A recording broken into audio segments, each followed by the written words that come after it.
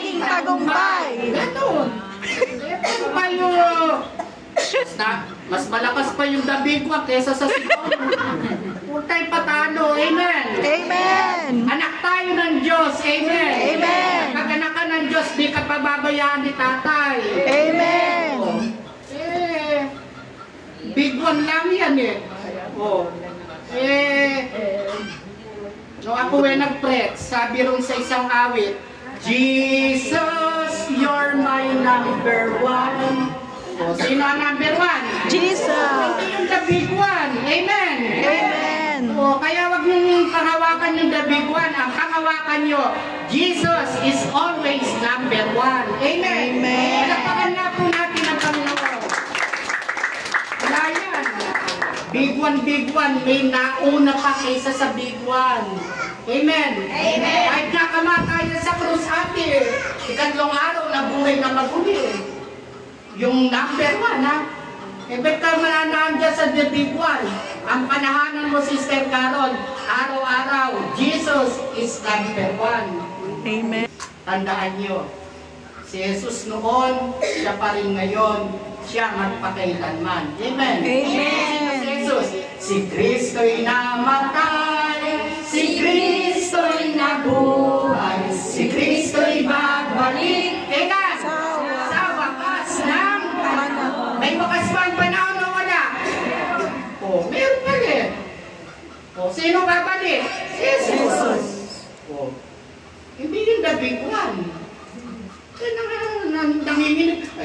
Kagaya Sister Norma, ano po ako kay nagbasa kay Baldwin buhat po dun di na po ako nakatulog Aba, sabi ko sa kanya, kapatid, si Baldwin kumikita roon sa paglablab. Ikaw, nagbasa ka lang, hindi ka na nakatulog. Pag kayo nagkasakit, kawawa pamilya mo. Hindi si Baldwin na magbibigay sa iyo ng pang-hospital mo. Amen. Amen. Doon sa, Sister Tess, doon sa isang bagay na kasulatan, aba, kasama ang Panginoon ng mga alagad namaybay sila sa dagat, namaybay. Sakay sila ng bangka.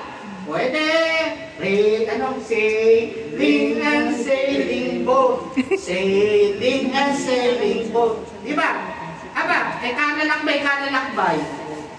Maya-maya sinasalpok na ng Alon. ang bangka na sinasakyan. Ang Panginoon ano ginagawa, Sister Meran? Abay, tulog Tulog. Yung mga alagad, naku po, may lintol. Sabi, Panginoon. Inising ang Panginoon bakit? Aba, lulubog na po tayo. Sabi ng Kristo, hangin! Tumigil ka. Ano? Manahimik ka. Sabing gano'n. Ngayon, nung pagtayo ng Kristo, pinarap yung mga alagad. Ano ang sabi niya? Bakit kayo nangatatakot? Wala pa ba kayong pananalig sa akin?